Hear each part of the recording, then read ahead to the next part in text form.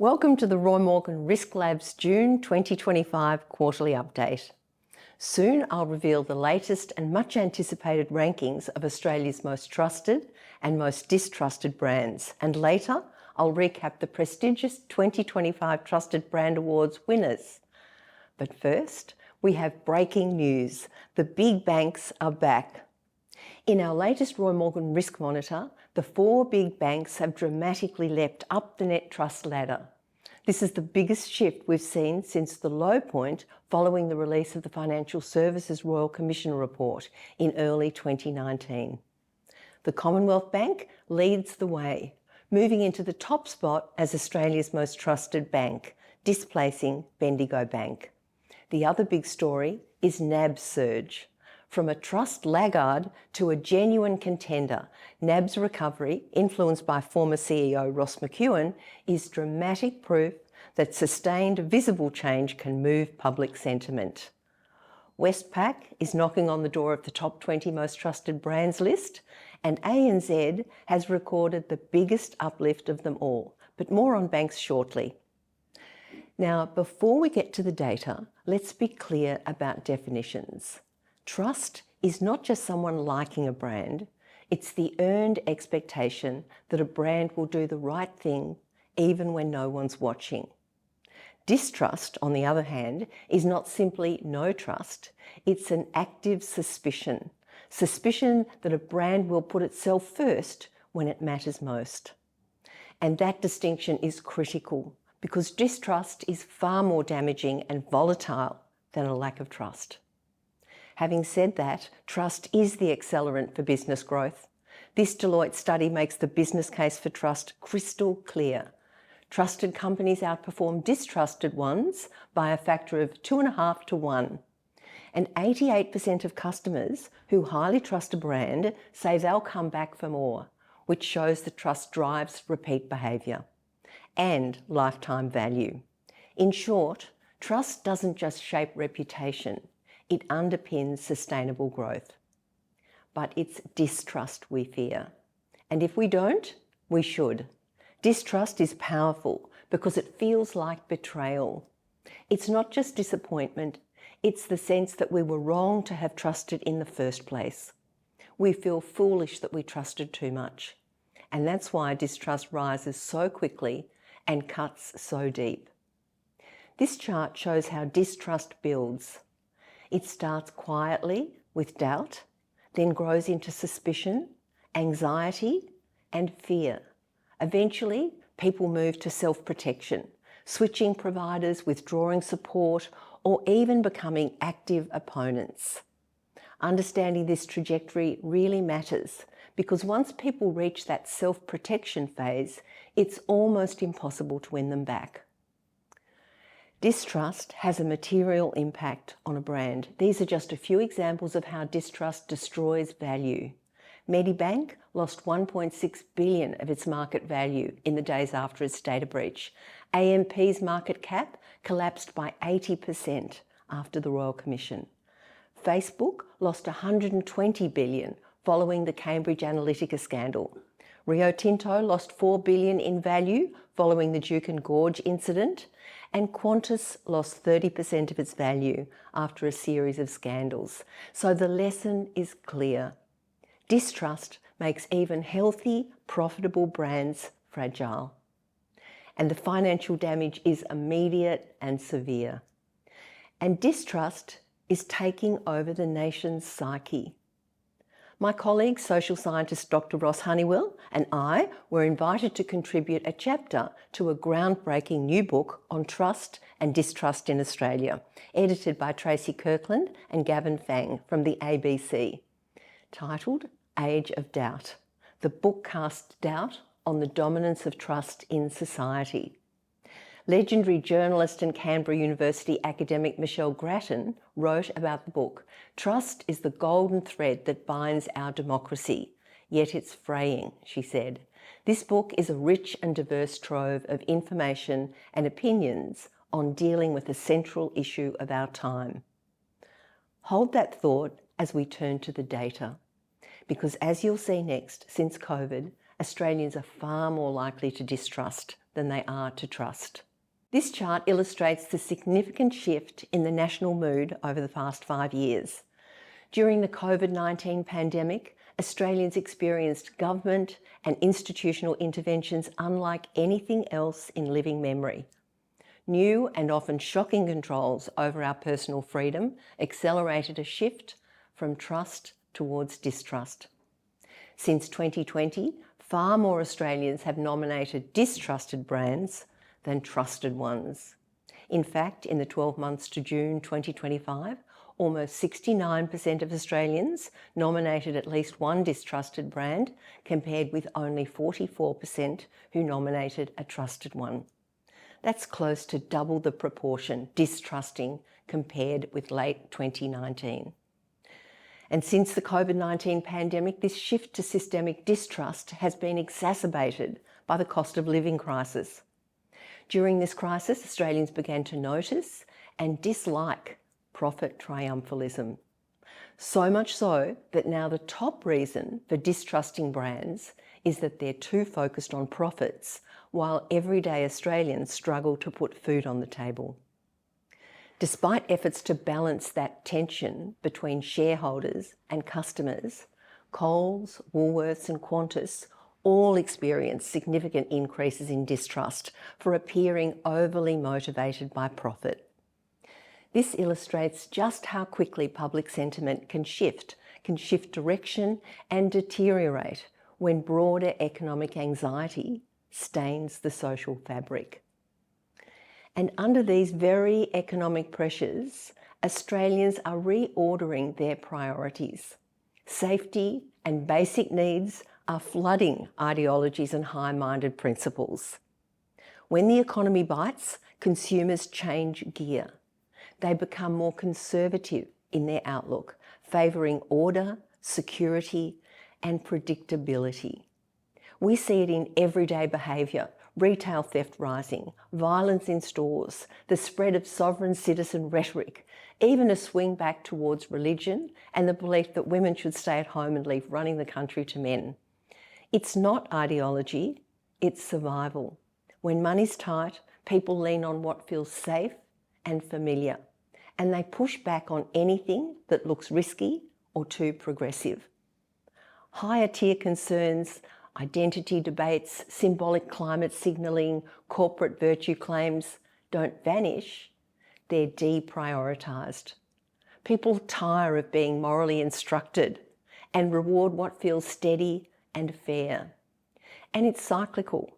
When pressure eases, attention climbs back up the pyramid and broader ideals re-enter the frame. And in this same climate, some Australians say they're tired of being told how to feel about identity issues. They push back at messages on diversity, gender equity, sexuality and race. Not necessarily because they reject fairness, but because they feel they're being lectured or shamed. You hear, "Stop making me feel guilty for being white, male, straight." That fatigue turns into a backlash effect. Progressive ideas lose ground, not on their merits, but on how they're received. It's a reminder that trust isn't just about what you say, it's how it lands when people are under pressure. Maslow got it right. Under stress, Australians are sliding down the pyramid. Safety, security and fairness take priority, while the higher tiers, climate action, diversity, identity politics, get pushed aside. It looks like a conservative swing, but it's really survival mode. People aren't abandoning ideals, they're parking them until they feel secure again. The danger, of course, is mistaking this shift for ideology when it's actually a reaction to pressure. And it provides a guide to where we trust and distrust will land now and re-emerge in the future. Now, let's move on to how this social shift is affecting various industry sectors. This chart illustrates the position of industries on the trust-distrust spectrum. On the left, consumer products, retail and charities are among the most trusted. But look at the right, that's where distrust dominates. Supermarket, social media, telecommunications sectors are the most distrusted. In the next section, we'll explore the latest ranking of Australia's most trusted and distrusted brands. And we'll take a closer look at how key players are performing and where they stand in the ever-changing landscape of social attitudes and opinions. Starting then with the nation's 20 most trusted brands. There are no changes in the top 5 rankings since the last quarter. Australia's most trusted brands are still Bunnings, followed by Aldi, Kmart, Apple and Toyota. Within the top 20 most trusted brands, NAB is the big improver, up 29 places to 19th. NAB's improvement was driven by an increase in trust and a decrease in distrust. The Commonwealth Bank jumped up 5 places to become the 7th most trusted overall and number 1 in the bank rankings, moving ahead of Bendigo Bank. CBA's improvement is primarily due to increased trust. Westpac jumped 53 places and ANZ jumped 104 places. In contrast, ING fell out of the top 20 list for the first time, becoming the 22nd most trusted, while the previously most trusted bank, Bendigo Bank, remained in 14th place. Taking a closer look at the bank trends, we can see Bendigo Bank and ING deteriorating steadily between early 2020 and early 2023, while the major banks made strong gains. The gap between the CBA and the rest is widening. In fact, all of the major banks are reaching new highs, and for the first time, they're now more trusted than distrusted. At this rate, we expect NAB and Westpac to overtake Bendigo Bank later this year. Looking now outside the top 20 reveals interesting changes.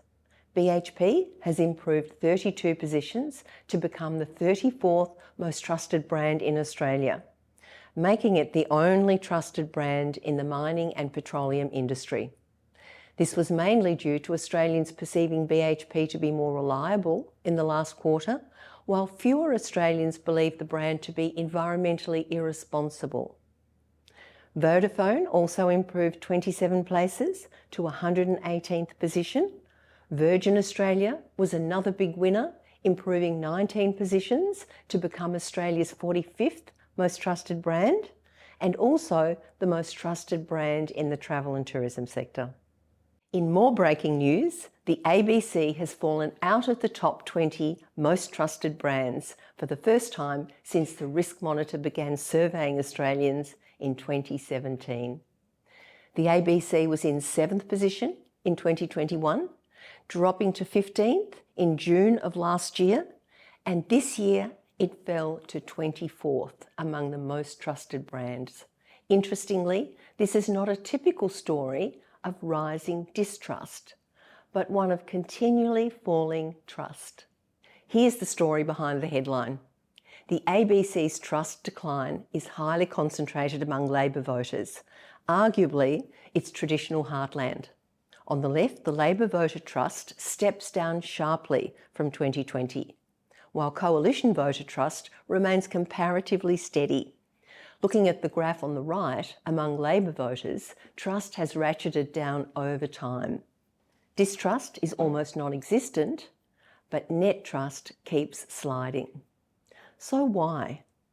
The ALP audience has shifted. Only about half now identify as socially progressive, and a third say they're middle of the road. So what's happening with the most distrusted brands? Woolworths remains Australia's most distrusted brand, followed by Coles in 2nd place. Improvements by Optus have pushed Facebook up into 3rd place, and Qantas remains the 5th most distrusted brand in Australia. It's worth mentioning that Qantas is improving significantly behind the scenes, and Coles and Woolworths are showing green shoots of recovery. Looking at the biggest losers in the last quarter, Shein, Harvey Norman, Google and Jetstar all deteriorated by 3 ranking places. Jetstar has now moved into the top 20 most distrusted brand list. Looking more closely at the major online retailers, Shein and Temu have deteriorated dramatically, As more Australians buy from the Chinese brands, they become more concerned about the quality of the products and the ethics surrounding their business practices. Amazon's reputation, the green line, declined during the COVID-19 pandemic, reaching its lowest point in April 2022. It bounced back, but still has a long way to go. Now let's take a look at some of Australia's most high-profile brands: Woolworths, Coles, Optus and Qantas. These major players have all experienced reputational crises, and their journeys provide valuable insights into the shifting dynamics of consumer trust and distrust. The latest results show that net trust scores for Bunnings, Aldi and Kmart are tracking well, with the gap between Bunnings in first place and Aldi in second place narrowing. As I just mentioned, we're seeing green shoots of recovery for Woolworths and Coles, with a very long way to go, and the steady gains for Optus and Qantas have continued. Roy Morgan's benchmark recovery rate enables clients to track progress against a reliable recovery benchmark. So let's look at the all-important recovery rate. Once distrust takes hold, how long does it really take to repair? This chart shows that the hard reality is after 1 year, 92% of brands have not recovered. After 2 years, 3/4 still have not recovered. Even after 5 years, 1 in 4 brands still have not regained their trust. This is why distrust is such a problem. It lingers long after the headlines fade. The Roy Morgan average benchmark recovery rate shows that following a reputational crisis, brands need to recover more than half of their lost ground in the first 9 months. If they fail to do that, the next 3 or 4 years are a real slog. Recovery slows, stalls, and often goes backwards with each new setback. And this underlines how fragile recovery is. Trust must be rebuilt again and again. Here's Qantas as a case in point. After its collapse in trust, you can see the steep initial fall and the slow climb back. Each new event, Alan Joyce's resignation, the ACCC lawsuit, even the release of Joe Aston's book, has disrupted recovery. The recent cyber attack threatens to stall progress again. Qantas shows how recovery isn't linear. It's vulnerable to shocks along the way. That said, Qantas has worked hard to get itself back on the recovery trajectory, 61% of its way back to its former glory. Finally, let's have a quick look at the annual Trust Award winners. A few days ago, we announced the Roy Morgan 2025 Trusted Brand Awards.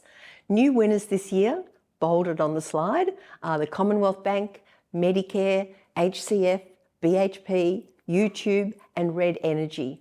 Congratulations to all the winners, and particularly to Bunnings, which won the Best of the Best award as Australia's most trusted brand. Roy Morgan also conducts a special annual survey of Australian farmers to identify their biggest challenges, which agribusiness brands they trust and distrust, and why, and many more insights.